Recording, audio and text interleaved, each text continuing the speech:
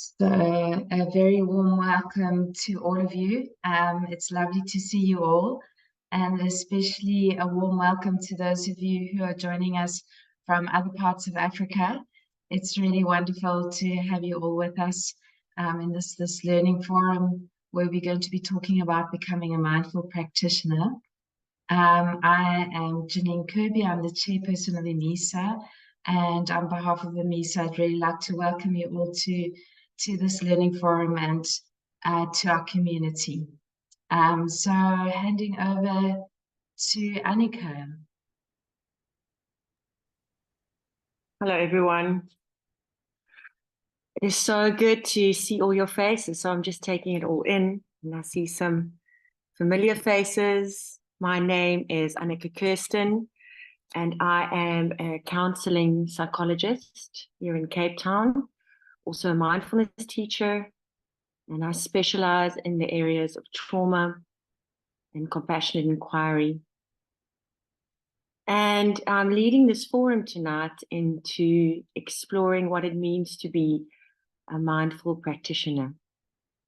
And I'm very fortunate and very excited to have my two distinguished and dear friends and colleagues supporting me here tonight. Tina Stodel, who is my fellow Cape Townian. She is a social worker and a psychotherapist who practices here in Cape Town. She's also a mindfulness teacher, and she specializes in the fields of addiction and trauma and employee wellness. So welcome, Tina. It's so good to have you here with us. And then Janine Kirby. Yeah, do you quickly want to say something, Tina? No, you can finish. And then Janine Kirby, who has just introduced herself and has taken over the helms as the chairperson of IMISA and doing such an amazing job. And it's so fortunate to have her here tonight, and looking forward to sharing this forum with her. So just before I kind of delve into what we will be covering tonight, perhaps this is a good opportunity for all of us just to sink into this present moment.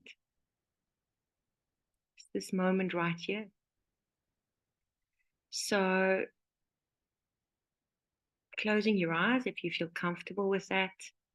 Alternatively, just lowering your gaze.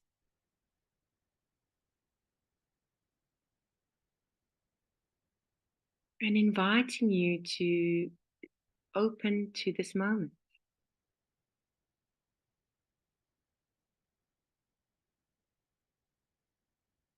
Getting a sense of the weather pattern inside your being.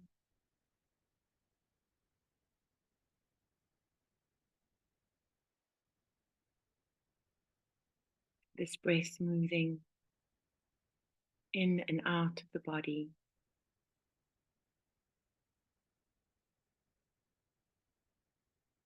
And your being occupying this space in this time.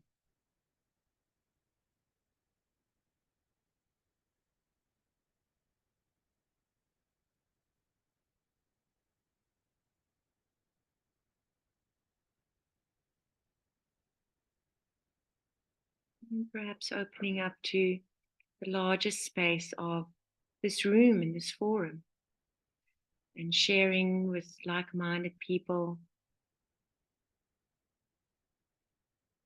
and exploring relevant topics to us tonight.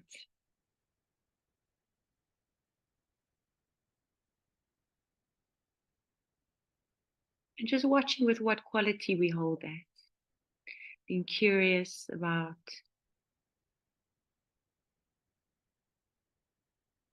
what we bring into this session tonight.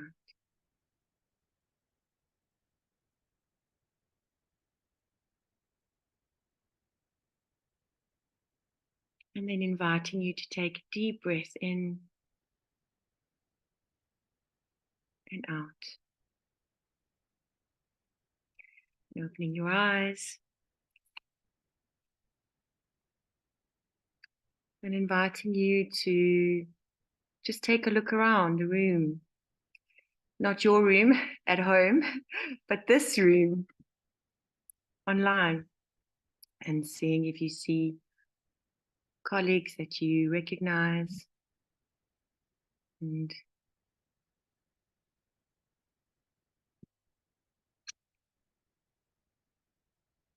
just feeling into the connection of our community.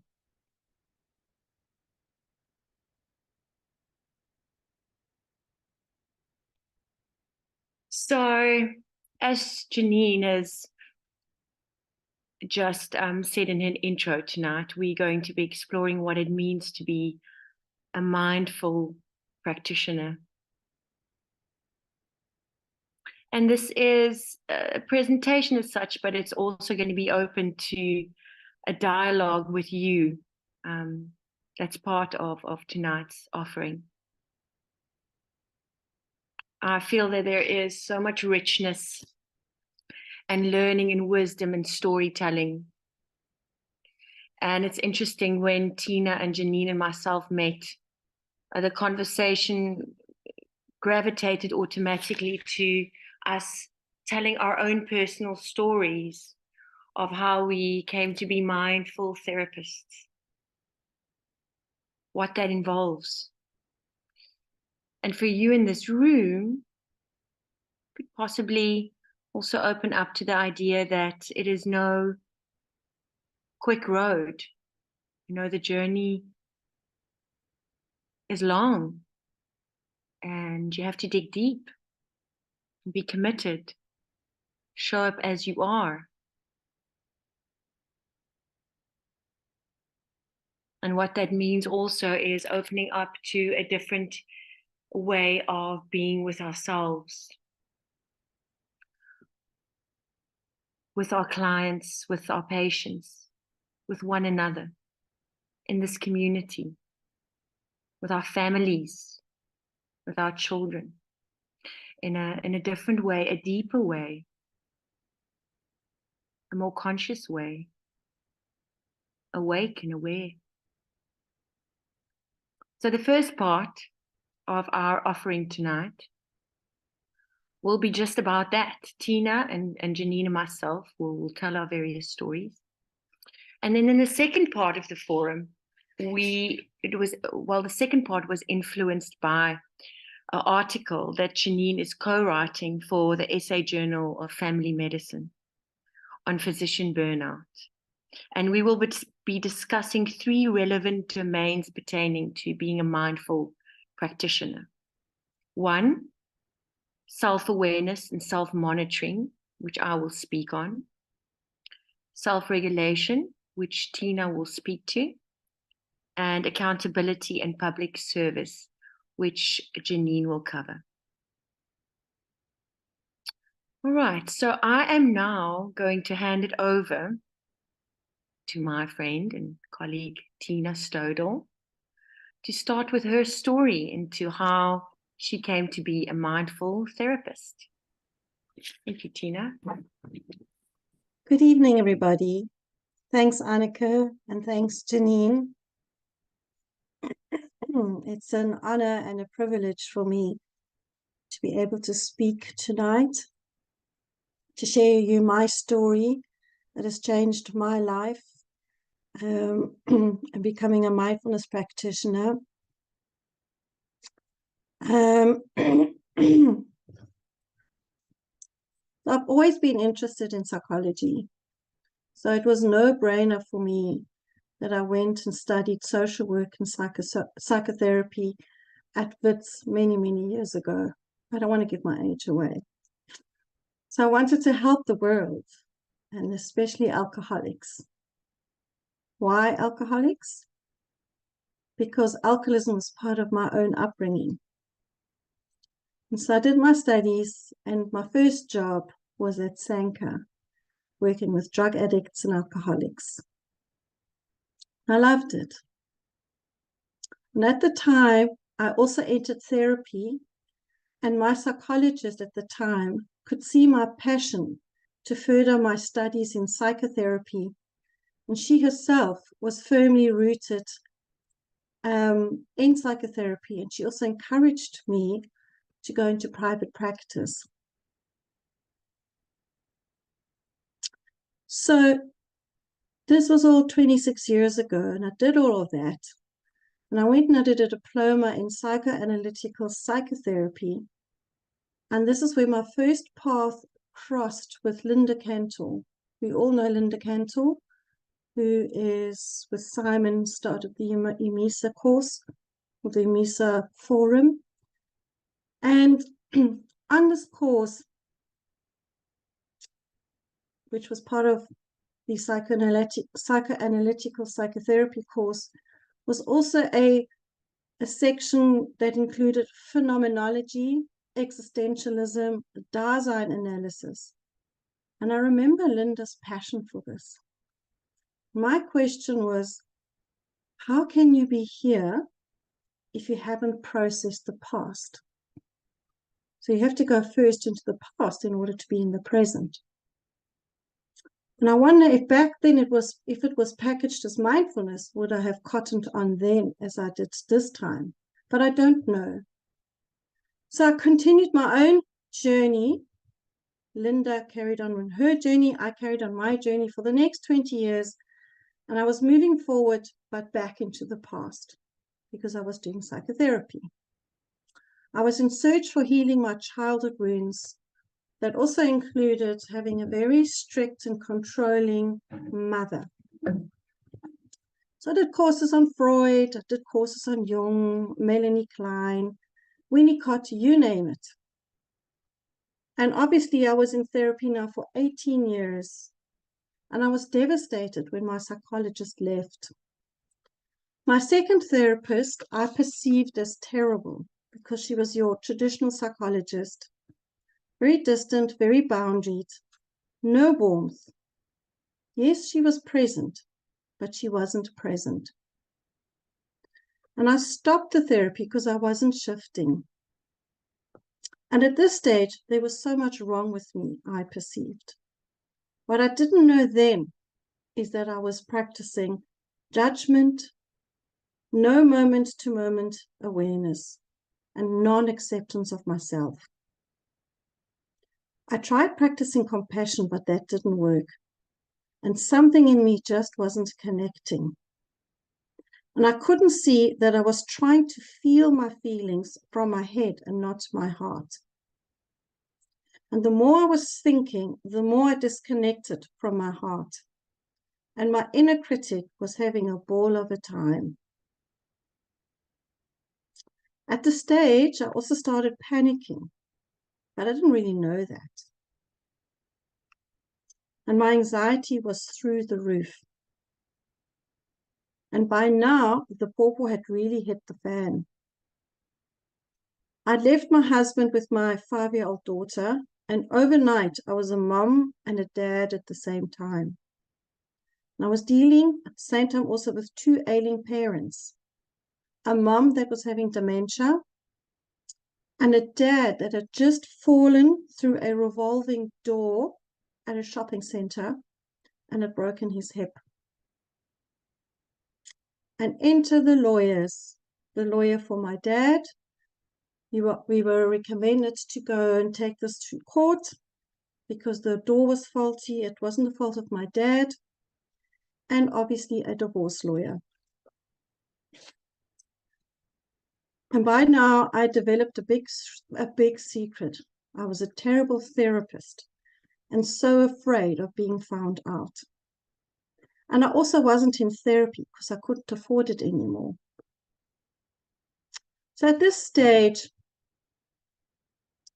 I also have to mention my brother, that is a support and a pillar of strength for me and my daughter, is that we were both very stressed. And I had said to my brother, why don't we do a mindfulness course? And again, I spoke about Linda. I said, there's Linda Cantor. She does this MBSR course. Why don't we do it together?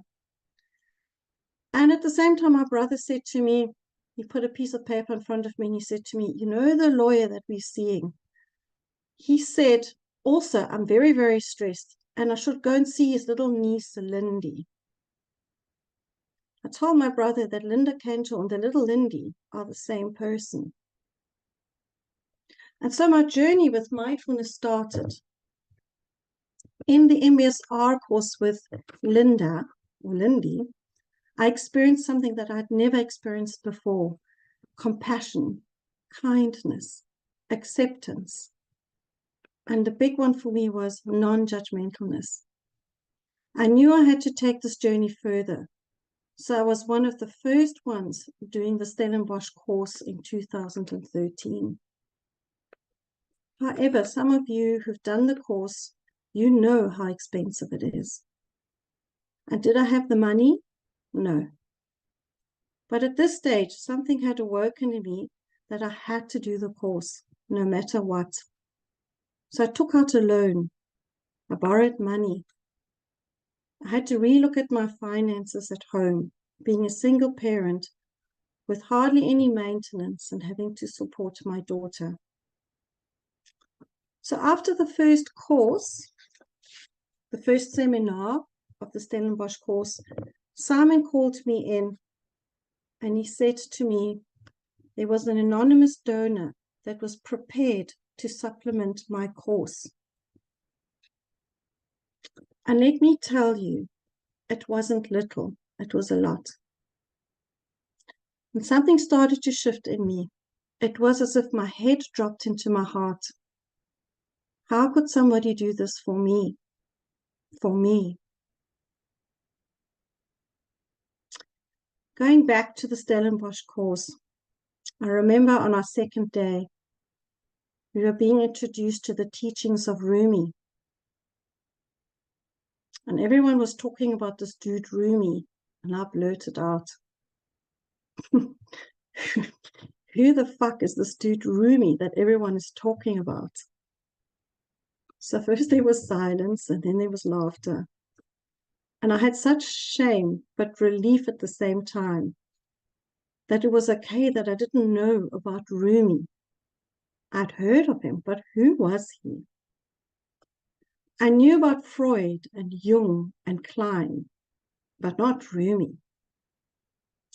And so my training was firmly rooted in Western psychology, and anything to do with Buddhism and Eastern philosophy was airy-fairy to me.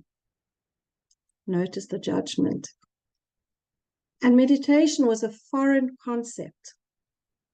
After all, according to me, psychotherapy is working with the mind and not the body. So since then, since I've done the course, my life has changed so much. And in my second talk that I'm going to be giving after Anneke and Janine give their part, I will be continuing and sharing with you how I put my learnings into practice as a therapist. Anneke, you want to take over? Oh, beautiful.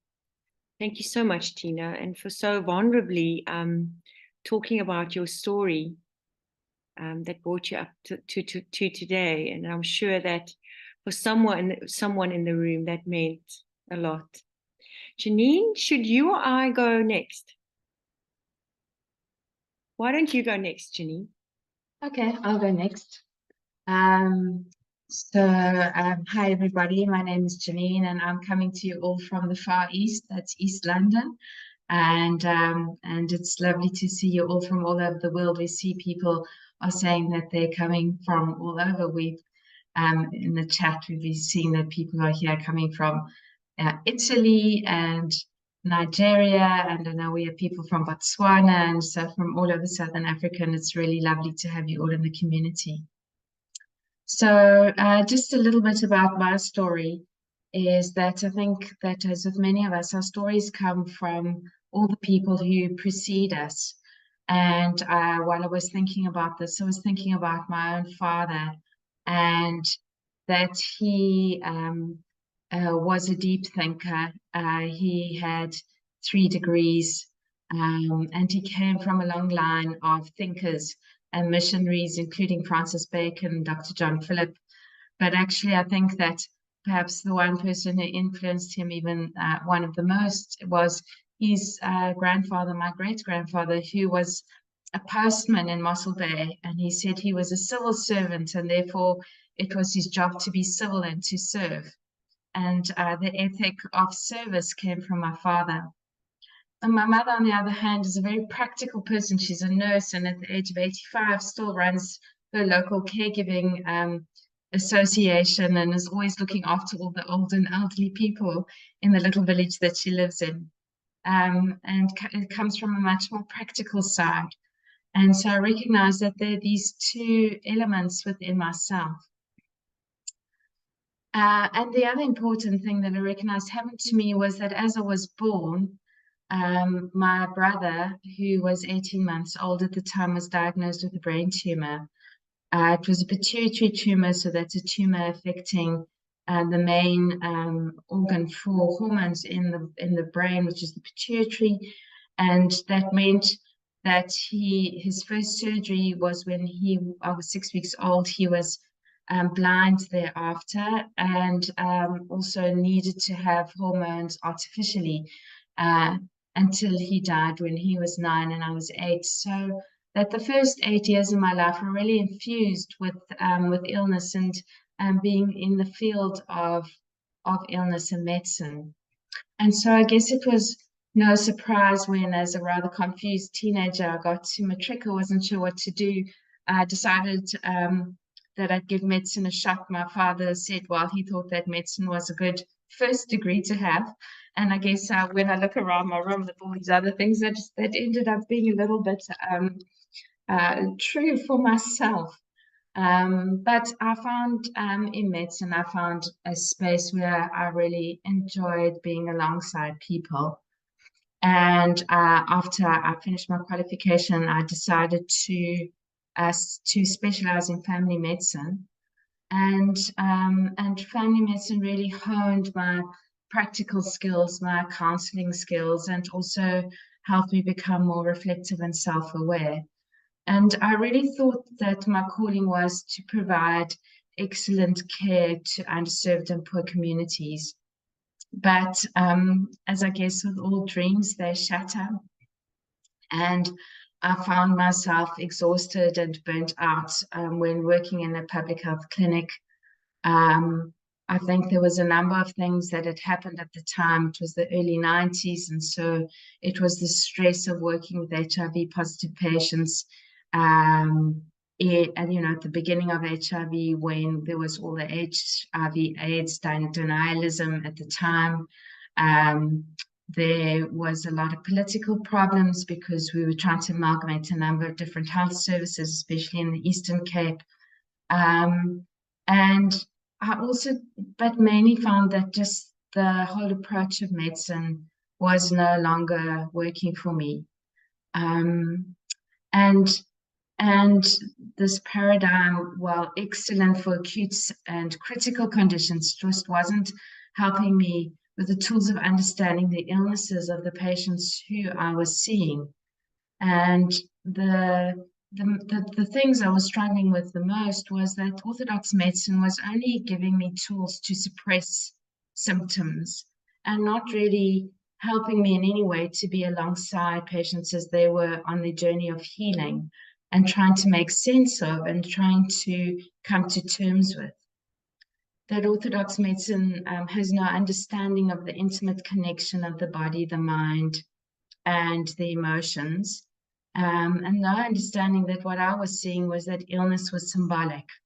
And I had no paradigm or no way of understanding how this worked.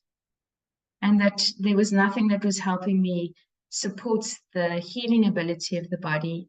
And also importantly, I just felt like I was in a space of long queues of patients that I had to see, and that I wasn't with people alongside people in the sacred journey of being born and dying, but rather just seeing this as a physical rather than a sacred journey. And this came to a peak with me. I see that Hofi is here. Hofi, Conradi and I were attending the World Conference of Family Medicine in 2000, and I had the worst headache I ever had in my whole life. It was splitting throbbing, nauseating headache. And I realized that actually working within that paradigm was making me sick, and I needed to leave it. And it was a very difficult decision for me to make, was to walk away from conventional medicine and to really go on essentially what was my own journey then, because not many people embark on that journey. And so I first learned about chakras, understanding the symbolism of healing. I became a Reiki practitioner, and then studied classical homeopathy part-time for 4 years until I qualified as a homeopath, and became a mindfulness practitioner and teacher, and have been teaching mindfulness for 13 or 14 years here with Barbara Gerber. And that actually, my journey wasn't so much about learning new things. It's easy to learn new things. But what was difficult for me was finding that space to integrate these different ways of seeing, these different paradigms.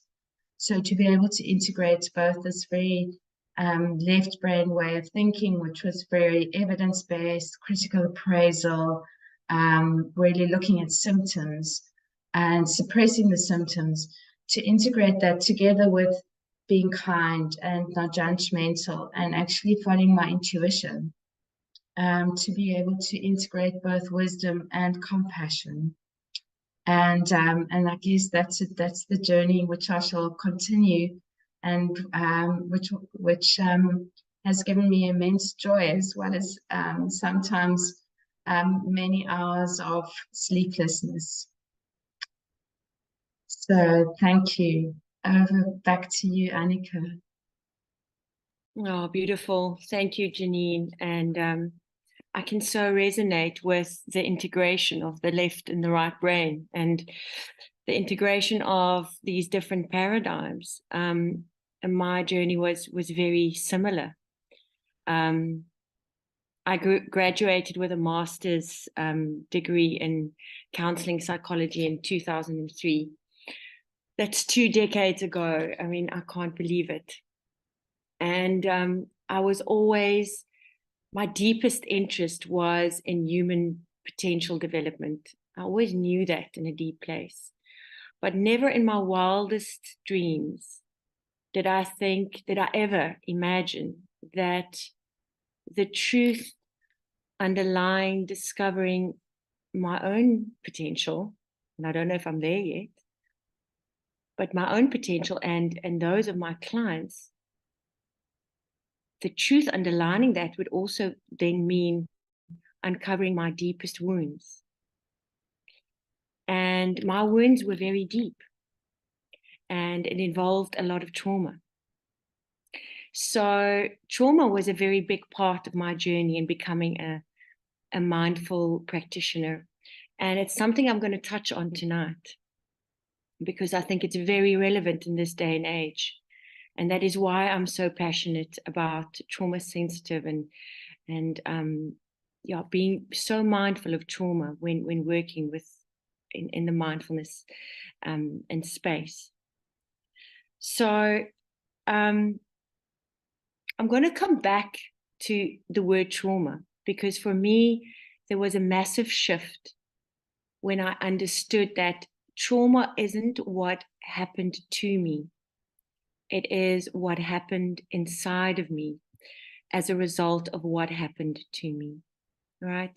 So there, for me, there was this fundamental disconnection to self, if you can understand that.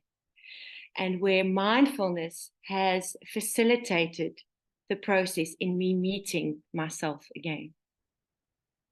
And so I'm going to touch a lot on that tonight. But one step back, I've always been a seeker, right? Apparently I came out of the womb just the most curious little soul. And I call that part of myself the truth seeker, right? She can be very annoying because she always wants to know the truth about everything. But I've befriended her. But anyway, so she fell in love with mindfulness the moment I was introduced to mindfulness. So much so that in 2012, when I was immersed in John Kabat-Zinn's book, Full Catastrophe Living, I booked a plane ticket for myself to go to New York, to go to one of his 10-day mindfulness teachers retreats, which he was co-facilitating with Saki Santorelli. One of the best experiences of my life. I was on a high, right? I was on this in honeymoon phase of mindfulness. And I came back. I made contact with Simon Weitzman to be my supervisor. I did the Stellenbosch program, teachers program. And I was just presenting mindfulness courses, left, right, and center. Really, like 4 a year. Fast lane. But now hear my narrative and hear my story, right? It had to happen fast. So the intention was really good. You know, the intention was pure because I wanted to help and I was passionate about what I was doing. But where there was a gap is that I hadn't done the work myself, really done the work myself. So for me, sitting down, meditating one morning, beautiful winter's morning, 30 minutes into a meditation, all the trauma just came rising to the surface. It was a very overwhelming and a very scary experience, right? Combine that with the fact that part of my patterning and part of my trauma was, you know, this Afrikaans girl, you be strong, you self-reliant, don't ask for help. So I really had to fall, and I did fall apart. But there was people that could hold me. So that is why I feel incredibly passionate and very, very strongly about a community, a Sangha. When we do this mindfulness, this journey inward, right, which is a courageous journey, we need people to support us. It's important to be part of a Sangha, to be here tonight supporting one another, to have a capable supervisor, therapist that can hold you in the process of doing this inner work. So you would think that this experience would put me off from mindfulness, but in fact, it had exactly the opposite effect. There was this real deep curiosity, it was almost this love, passion, compassion. I can't really, it's very nuanced, this feeling of this inspired feeling to understand what had happened to me, to understand for myself so I could start this healing journey, but then also for those that hopefully one day would be able to help, because I was sure I was not the only one, right? And that's been the truth. So recently, my year-long intensive training with Gabor Mate into using compassionate inquiry when working with trauma has fundamentally transformed the way in which I show up as a therapist, in which I show up for my clients, in which I show up for myself. I reflect back on when I started out as a green, wet behind the ears therapist at Crescent Clinic Psychiatric Hospital here in Cape Town, working in the mood and anxiety disorders unit. And this was 20 years ago, right? I'm giving my age away, but it was very cerebral, academic, methodical, it's all about techniques, quite disconnected from myself and my clients. Probably quite clinical, and add to this that I hadn't really done the work myself. I mean, I recall going through my two years of master's degree, and professors saying that everyone should go for psychotherapy, and me saying to the professors, I don't need it. I don't need it. I had the perfect life. I don't need it. There's nothing wrong with it. Right? So I hadn't done the work myself. So, which meant that I was quite pleasing. I needed to be needed. I had all these underlining things that they were coming out in therapy, basing my sense of self-worth in how I feel I performed in therapy. Not that there's anything wrong with these things, but looking back now, I can clearly see. I can see where I was. And I could help my clients, hopefully help them to some point. But had I done the work? Not yet, not really. I'll never forget sitting with Gabor Mate in one of his teachings, and he was working with one of the students. It was online live. And he looked at this participant with, this real wisdom and compassion. And he asked her, "Are you seeing a therapist?" And she said, "Yes." And he looked at her and he said, "Are you seeing a therapist who's done the work?" And she says, "I'm not sure." So that's it. And for me, when I speak about being a mindfulness therapist, that is what I mean. It is a commitment to doing this work. It's a commitment to showing up as authentically as I possibly can. A commitment to my own personal practice, to walking this talk as authentically as I can, and to being accountable for my actions. So, I mean, what does that look like in the therapeutic space practically? It's knowing that it's for myself. When this process is happening for my client, it's also happening for myself. This abiding, kind of compassionate, abiding presence for myself and for my client. Creating a sense of safety for myself, for my client. So it's reliant upon the work, as you can see, that I'm doing myself. Attunement, inquiry. So while I'm inquiring for my client, I'm also at the same time doing self-inquiry. It's this constant dance, as you can see. Sorry, my doggy just wants to be picked up. Say hello. Knowing what my triggers are, as much as seeing what my client's triggers are. And then also the ammunition around that. Knowing my own pain, my own shame, as well as my client's. Seeing when I disconnect, just as much as when my client disconnects. Seeing how my core beliefs show up in therapy, just as much as my client's does. So it's this continuous dance. It's a collaborative effort, right? So I'm going to speak a little bit more on that when we look, when I discuss self-awareness and self-monitoring. So I'm going to end it there. And then, Tina, I'm going to hand it over to you to talk on self-regulation. Okay.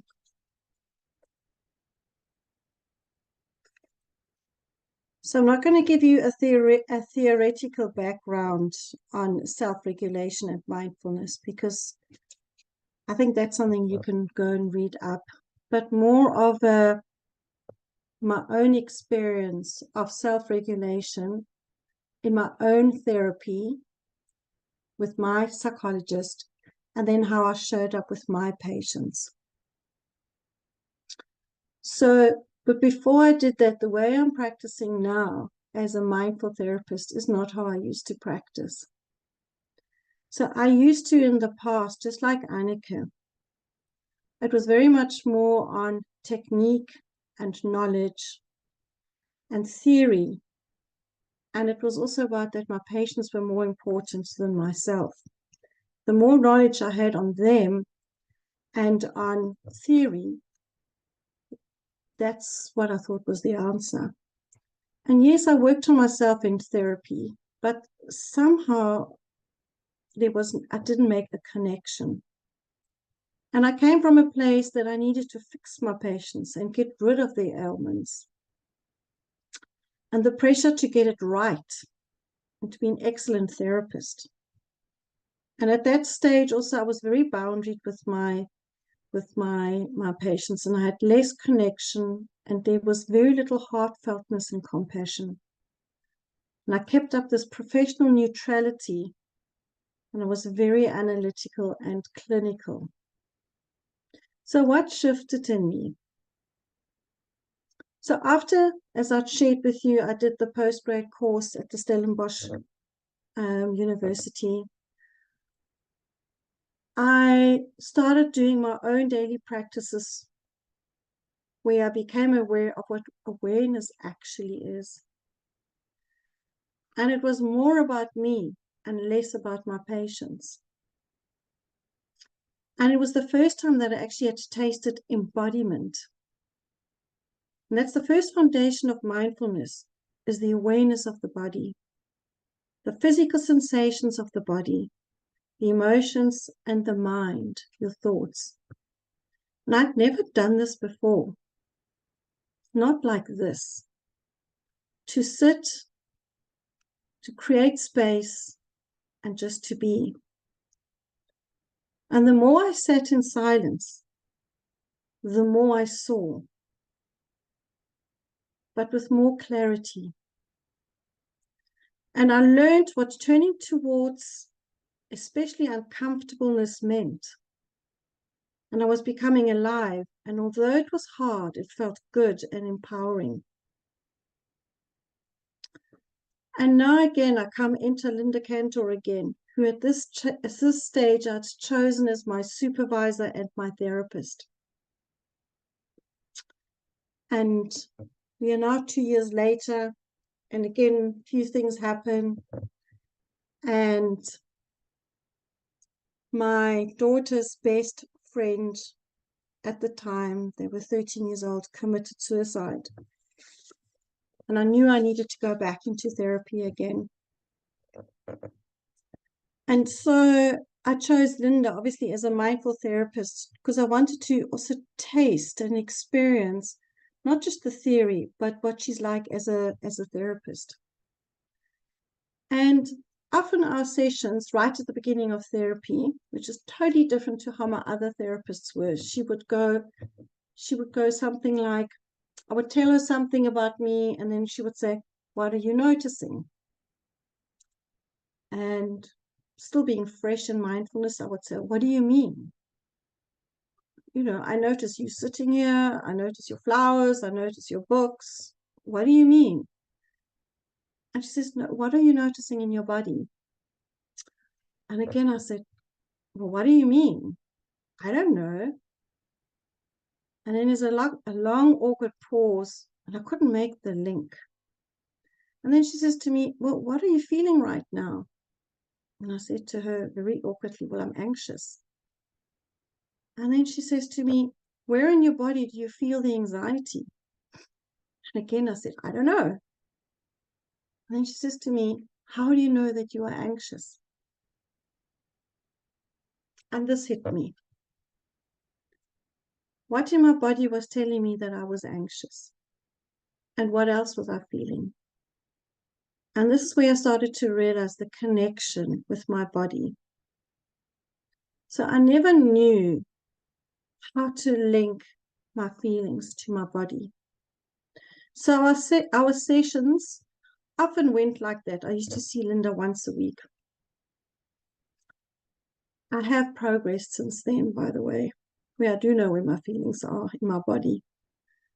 But it was her incredible patience, her non-judgment, her compassion, and her kindness allowed me to be as I was, with my mistakes and my faults, and not how I was supposed to be. And that she gave me the permission to just be. And I absolutely felt her acceptance of my human imperfections. So all of this, what I'm explaining to you, is important to come to the place of self-regulation. And I'll link it just now at the end. And in another session, Linda would say to me, can you feel your anxiety? And I would say to her, yes. And at this stage, I knew where and I could do the connection. And then she says to me, can you just be with it? Give it some space. Just notice the anxiety. And we paused. And after a while, I said to her, it's not going away. And I wanted to tell her very cheekily that her approach isn't working because it's not going away. And she said to me, who said it must go away? And then I said, isn't that what you're trying to do? Well, it's not working. And then she says to me, where does this come from? That anxiety must go away. And then I said, that is what I was thinking. And then she said, there we go. Thoughts are not facts. And emotions need to be felt and not thought through. And can you just give the anxiety some space and acknowledge it? Welcome it. And in the back of my mind, there I noticed, welcome it. This is Rumi. Rumi's come back again. It will leave you when it is ready. She also said, don't make the anxiety your enemy. Teach from there. It is teaching you so much about yourself. And through all of this, I was able to lean into my own discomfort more and more. And so my own self-regulation started to develop. And I realized that it's less about technique and words, but it's more about moment to moment unfolding of sensing, feeling, and knowing.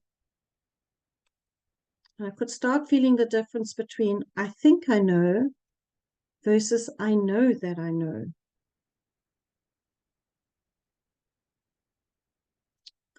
And this is where the heart and the head come together.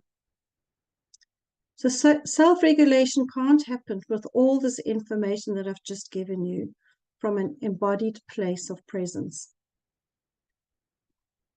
If I'm self-regulated, I know what is going on inside me through my own awareness. And I'm able to co-regulate my patients, teaching them to self-regulate. So just like Linda has passed this on to me, I pass this on to my patients now.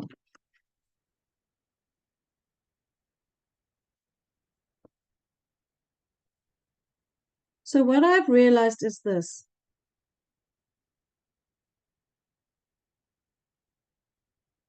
My patients still have their conditions, the stress, whatever they're sitting with, but they are relieved through the mental suffering of anxiety, of self-criticism and judgment. And the catastrophe is more manageable.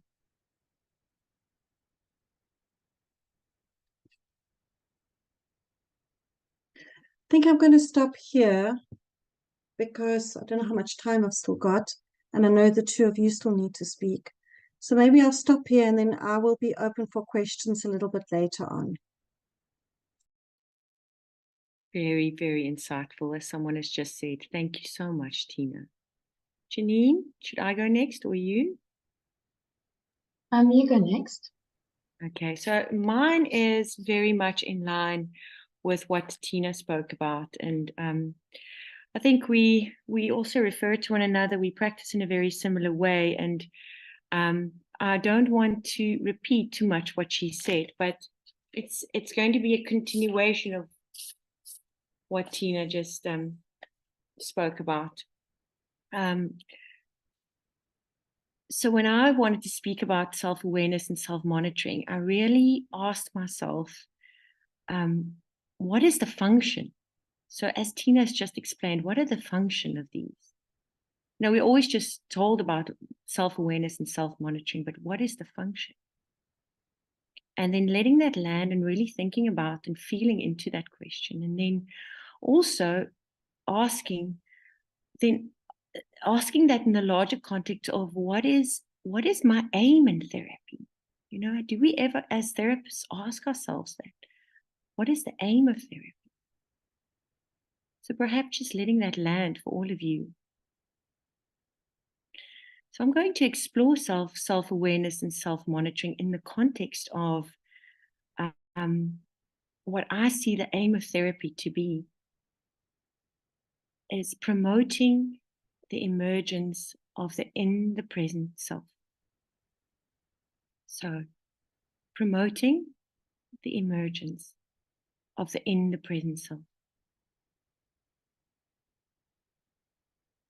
So on my recent course with Gabor Mate, he often speaks and quotes A.H. Almaas. A.H. Almaas is an author and spiritual teacher. And so, as you know, I specialize in the field of trauma. So for me, and for the sake of exploring self-awareness and self-monitoring, this quote makes a lot of sense. The fundamental thing that happened, and the greatest calamity, is not that there was no love and support. The greater calamity, which was caused by that first calamity, is that you lost the connection to your essence. Okay, that is much more important than whether your parents loved you or not, or supported or protected you in the way that you needed. So again, this is the good news. Because if the problem was that your parents didn't love you, protected you enough, well, we can't do anything about that and go back to childhood. But the problem is that there was a loss of connection with yourself. Well, that is available. And that is available in every moment. And I'm going to go back to what Tina said. That's it. That's when she started realizing, wow, this staying present with this anxiety, and I've given it a name, anxiety, these feelings, it's teaching me something. Staying present with all parts of ourselves, being able to be with them all.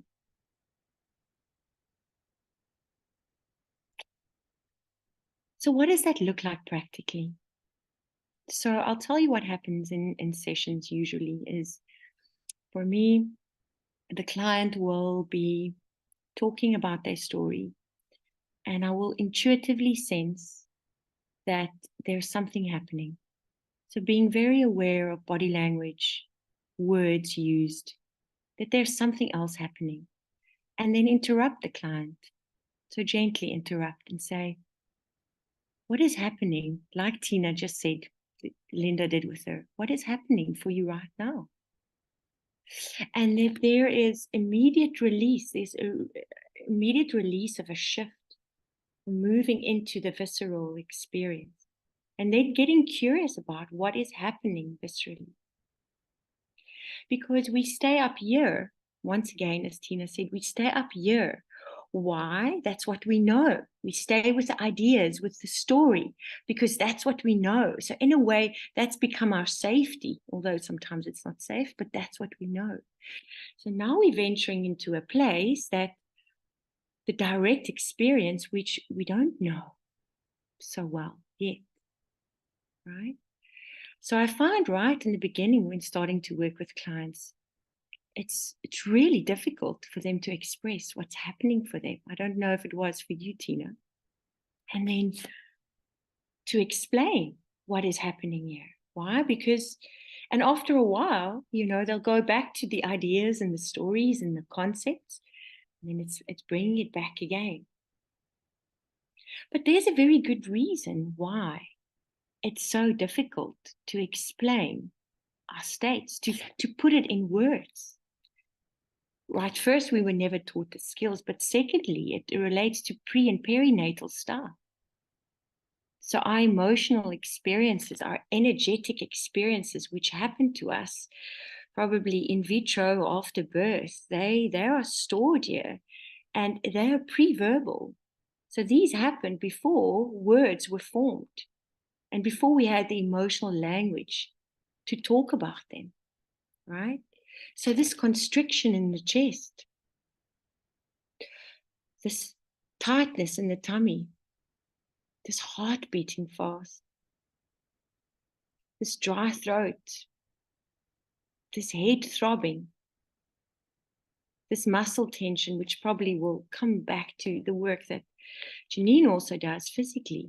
These things were there long before there were words to express them. So that's really where the self-awareness comes in. So sometimes you just want people to experience themselves as they are in the moment without demanding them to put words to it. To just experience themselves as they are.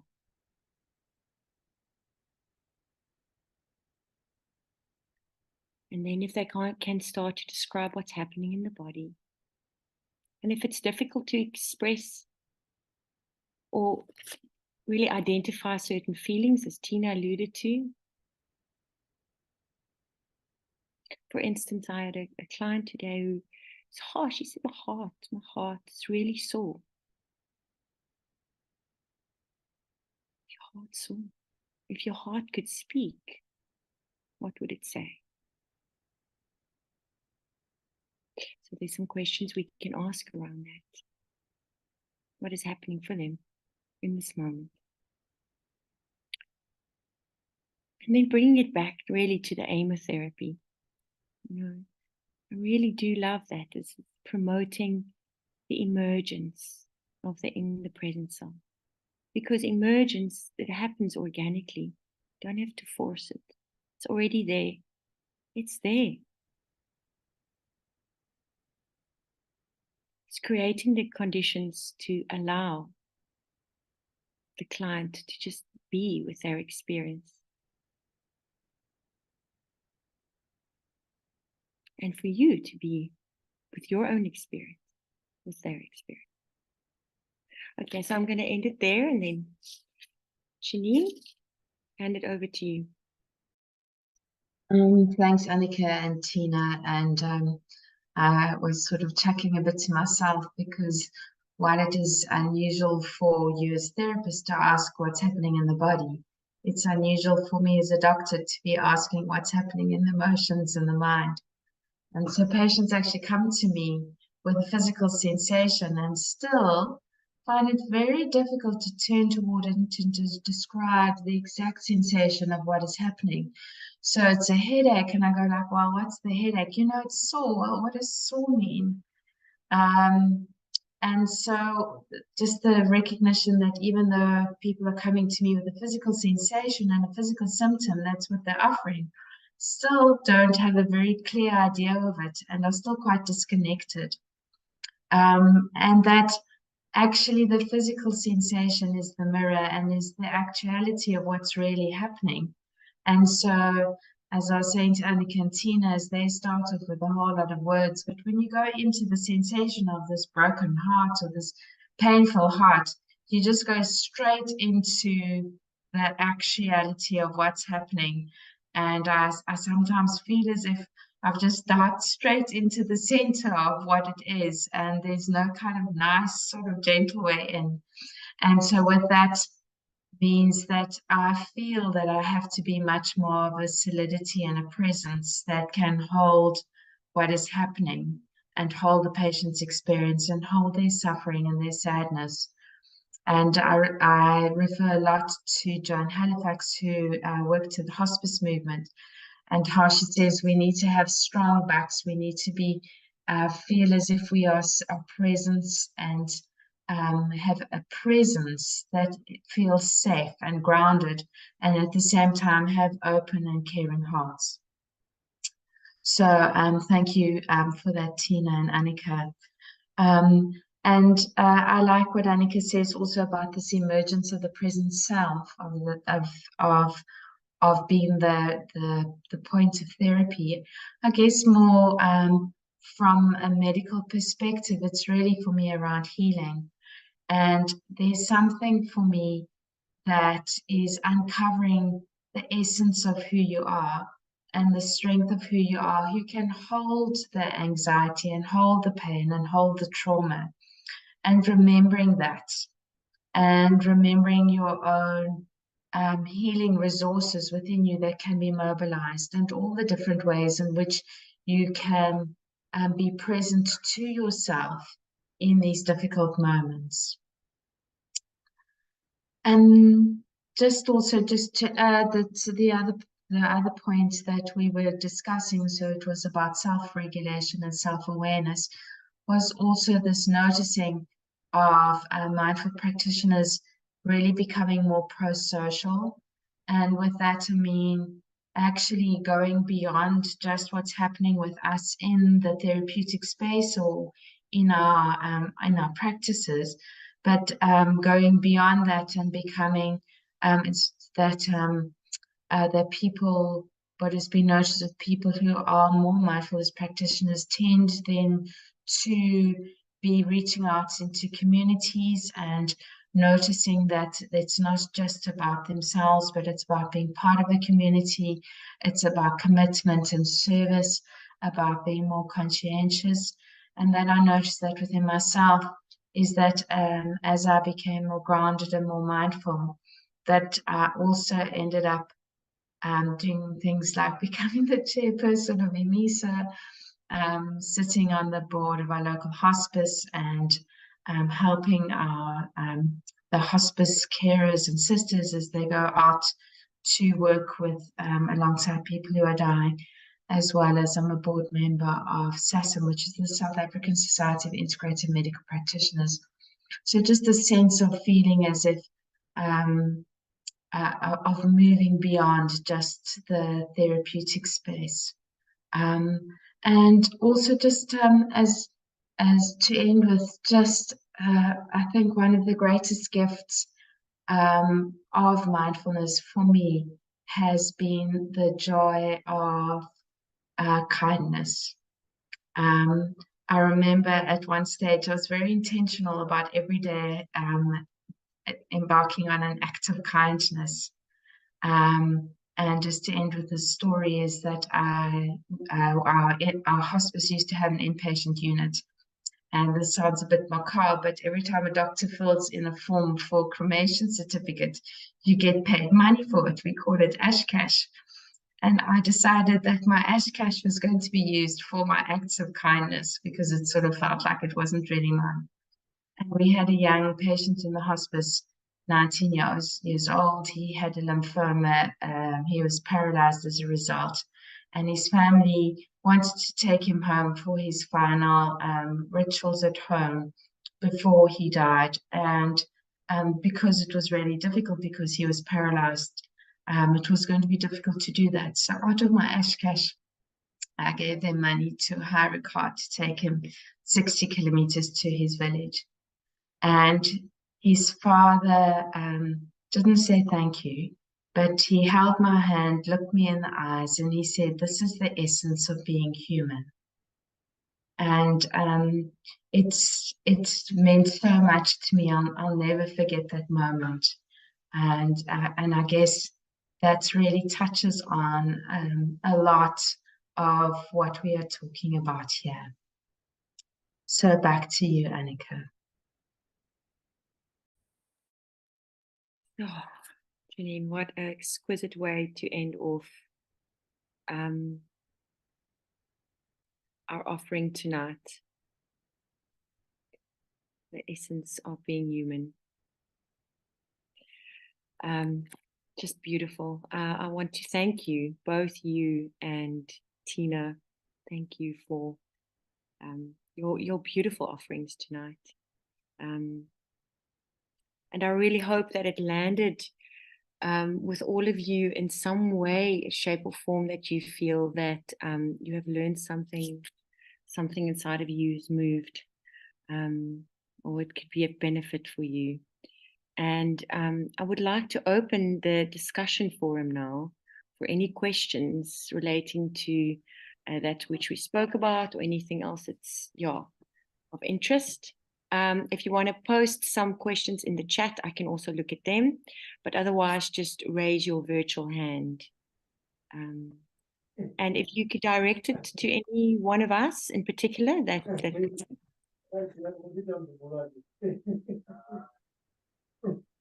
Unati, sorry, you are unmuted. Have you got a question? No, I don't have a question. Sorry, I'm trying to see what happened. No, I Okay. don't have. Sorry. No problem. Vivian. Yes. Vivian, you've got to unmute yourself, please. Yes. Good evening, everybody. I was trying to unmute and I don't know what was going on. Yes. My question is regarding the course. I know that it was stopped for a while. What I would like to know is, like, are you able to attend the course even if you don't have a degree? Is it the course for postgraduates only? The one that was run by Stellenbosch. Janine will know I am a patient and we spoke about it. Maybe Janine can respond to that. I don't call her my therapist. I call her my life coach when I refer to her, when I speak to people. Yeah, She has helped me a lot. Thanks for the question, Vivian. So just to let you all know that the 2-year course, which was being run in conjunction with Stellenbosch University, has actually come to an end. And we are now looking at doing a new iteration.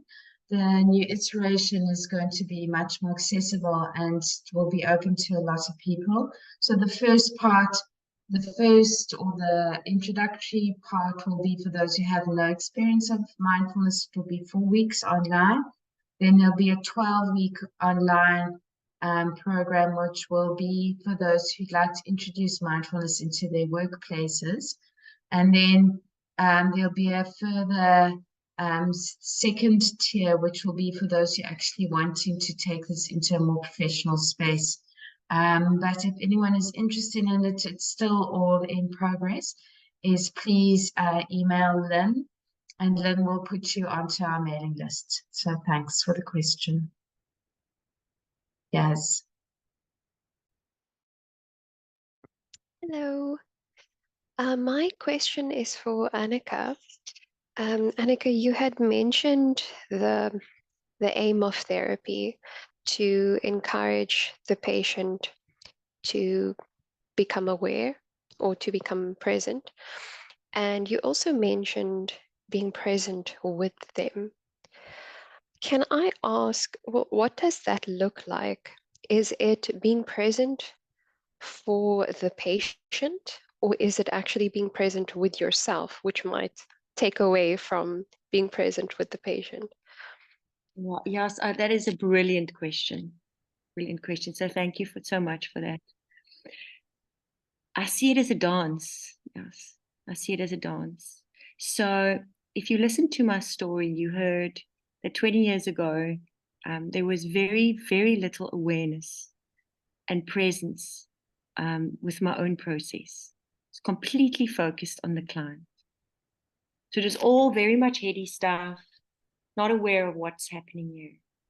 So right now, what happens is there is, and it can be such a subtle shift within seconds, milliseconds of knowing, being very much aware of what's happening within my body, my being, but at the same time, being very present with the client.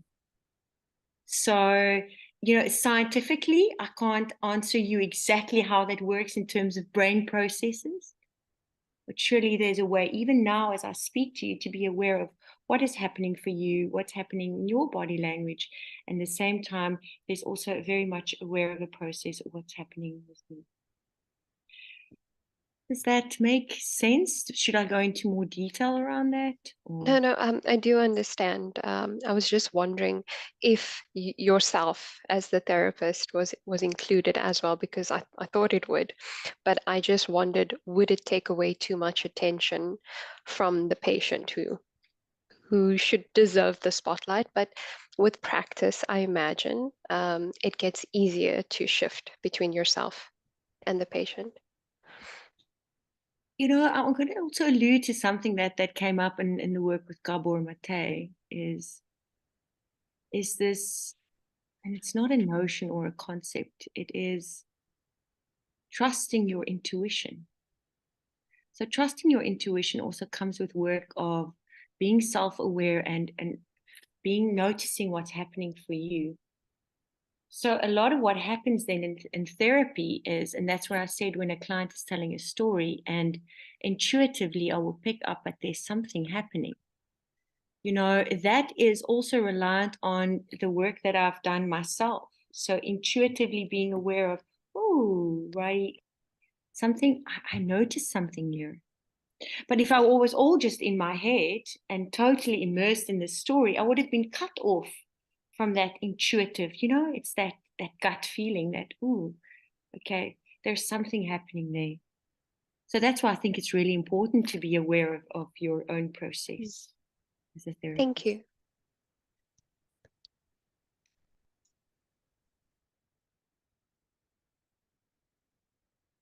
Anyone else wants to venture?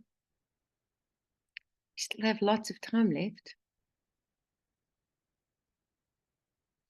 Ida. Ida, we're going to give you an opportunity. Just unmute yourself. Yeah, got it. Hi. 2 years. I find a practical thing from practicing helps me with this. As before, as I sit down, that just that momentary awareness of the posture as if you are going to meditate. And what Janine has referred to as the strong back and the soft open front. So as I sit, I just ground myself with my feet and just a moment of doing no thinking, just the posture, because it's so ingrained in how we work, how we sit, how we practice. But the posture is also an embodiment of how we are in the moment, how we are aware, how we show up. So if you show up within yourself with a strong back and a caring open front, it usually takes care of itself. Thank you, Ida.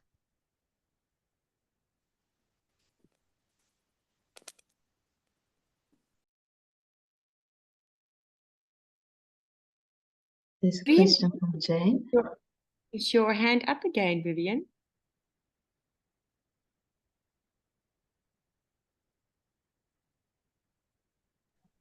Yes, sorry.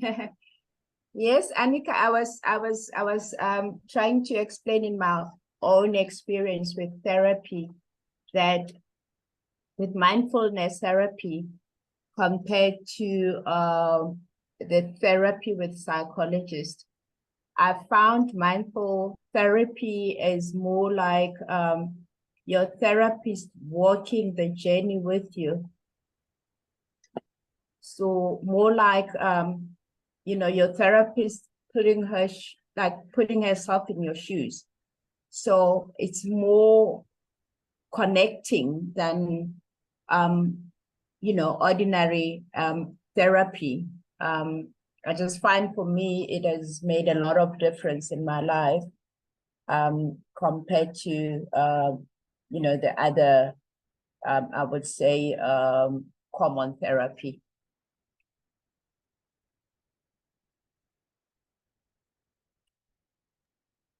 Okay.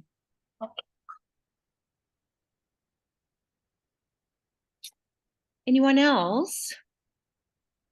There was a question from Jane in the chat. Yeah, Jane. I actually responded to her and I see it went indirect. With regard to the last question, is it akin to counter-transference in a mindful setting? Well, here I can also ask Tina what her experience is, but maybe do you want to answer it, Tina? I'm answering everything.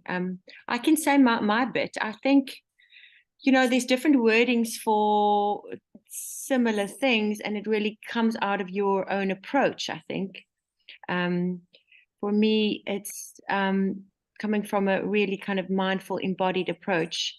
It makes more sense to talk about intuition rather than transference. But, yeah, different names could be the same thing. I don't know. Tina?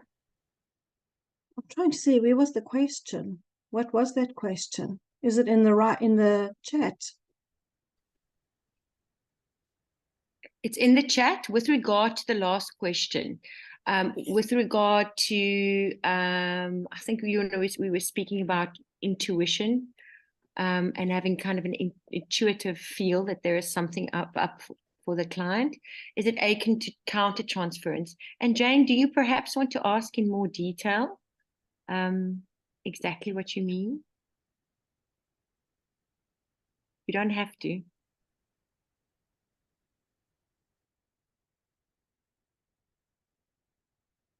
So maybe if I can come in and just say, in terms of the transference and the counter transference, that is obviously that is happening all the time in the therapy.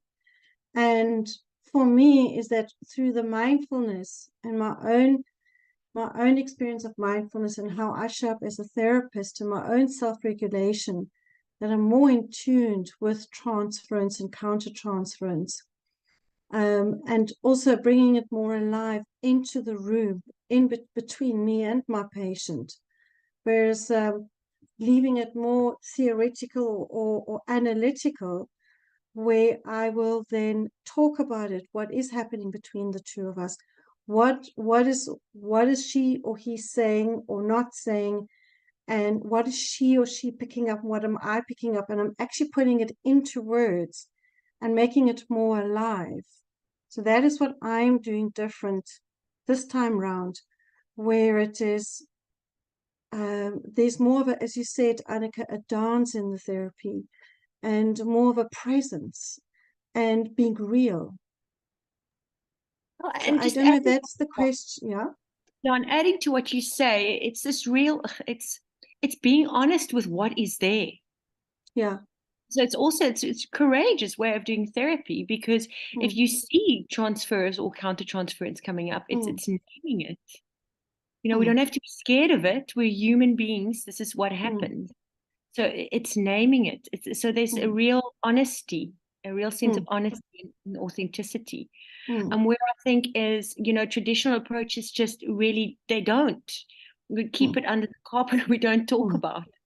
Whereas exactly like you, it's about, approaching it.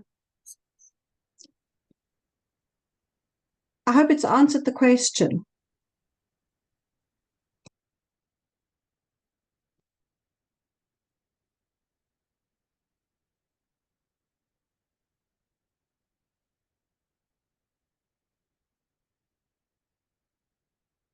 Okay, so we've got another 10 minutes.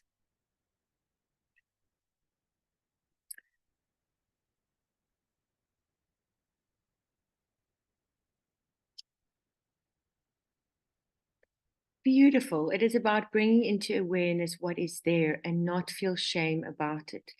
Exactly. As Tina said, that it could be a really, really important growth point in therapy. It's actually, talking about exactly that which is happening.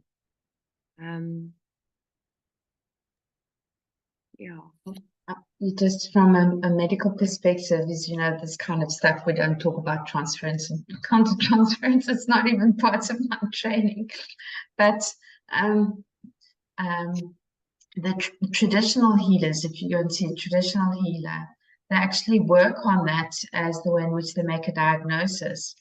And so you as the healer would feel something in your body and then say to the patient, you have a pain in the stomach. And then the family around the patient would say, I agree, or we agree, or we disagree. It's kind of a little bit, sometimes feels like hot or cold, but that actually traditional healers work on that sense of like, we really intuitively feel what it is to be that patient and how it is to be the patient, and that is part of the therapeutic process. And so I think that, as you say, instead of like pushing it away and say, I shouldn't be doing this or we shouldn't be having this stuff, is actually, as you say, it's this honesty of saying, well, it's here and this can be used as it's all part of this process of something happening between us.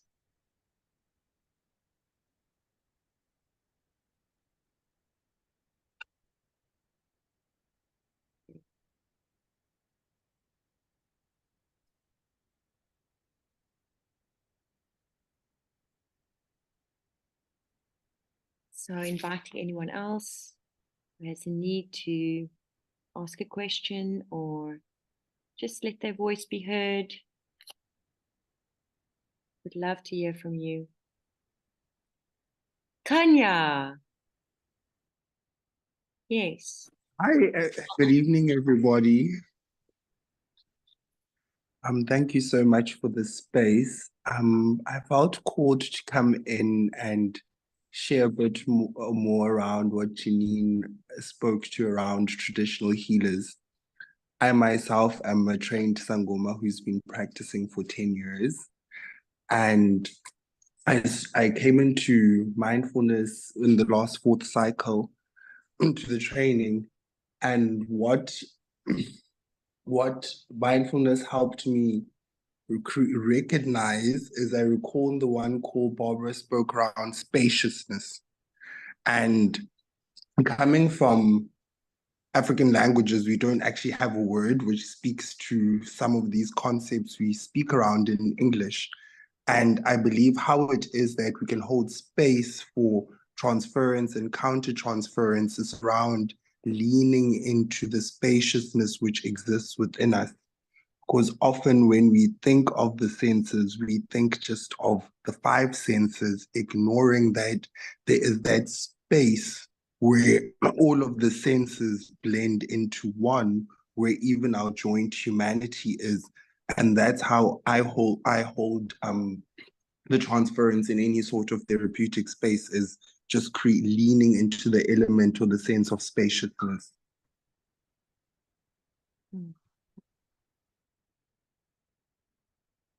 Beautiful. Thank you so much for that offering.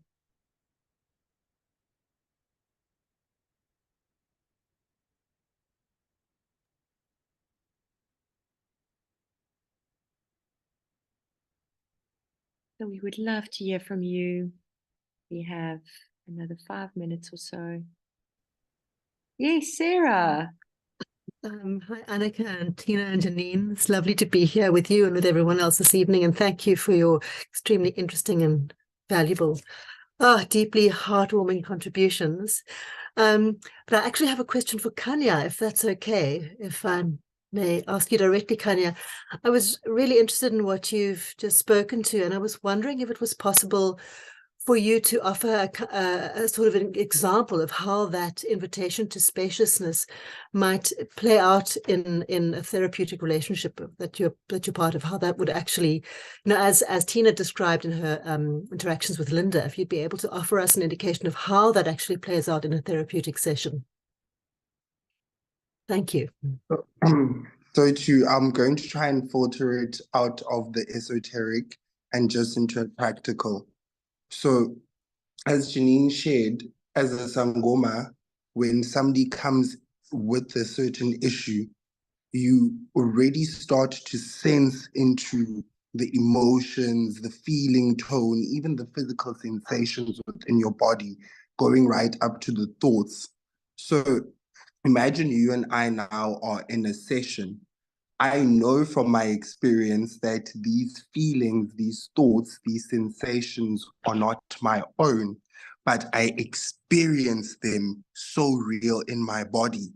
So to create the spaciousness is to then look into your body as to where do I find the points of connection, and to create perhaps the invitation to maybe place my hands on my stomach if the sensation is in my stomach or in my belly, and then ask you as to do you connect with with where I've placed my hand. So I always then just check in with the person around. As you shared this, as you're sitting like this is the sense that came to me, this is the thought that came to me, and to allow then for the affirmation or for the resonance to be there.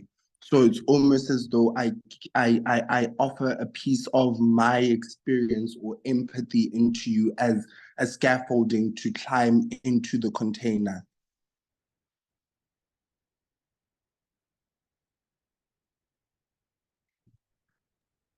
That's thank you. That's such a beautiful expression, that scaffolding to climb into the container.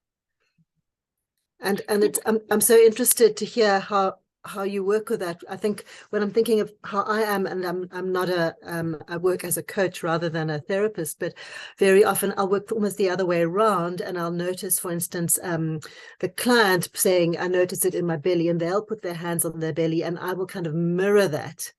And it's so interesting to hear about that process working almost in reverse and mirroring the other way around. So thank you very much for that. It was really very interesting and food for thought. I'm sure I'll be looking into that further. Thank you very much. And also, and Kanya also explaining how you create a place of safety, really. You know? Because if you're taking on what the client is feeling, you know, can also be overwhelming, or so it's creating that sense of space, and that space also creates a sense of safety, right? It really does, because often what then happens within my space is that it brings up my own bias or my own, you know, core beliefs when I have that experience, which is the spaciousness I must create so that it doesn't become about me and rescuing myself from the space, and then checking in as to how in your core beliefs, how is that, what does that look like for you? Because I can experience something which is traumatic in my body, but for me, it could be comfortable and safe to explore. And I check in then with you as to, this is a shared experience, but how does it feel for you? Wow, yeah. Very helpful. Okay, so just taking a pause there and leaning into all of these beautiful offerings tonight. The insight, wisdom, knowledge, heartfelt feelings, experiences shared tonight in the space, and just a sense of real gratitude. Janine, thanks for asking me to get this panel together, and thank you for joining me, Janine and Tina. I don't know if you also want to say something just before we end off tonight.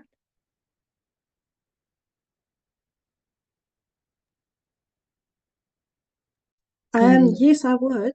Sorry, Janine, you want to go first? No, I was just saying you're on mute. You carry on. Oh, okay. So I'm going to just share with you the dude Rumi says, this silence, this moment, every moment, if it's genuinely inside you, brings what you need. So thank you. Thank you, Tina, and thank you, Anneke. I think this has been a really interesting exploration. Somebody asked a question as to whether this would be available, and just to say the recording will be uploaded onto the IMISA site together with all our previous learning forums, and you're all welcome to go and listen or let your friends listen in as needed. So thank you all for joining us.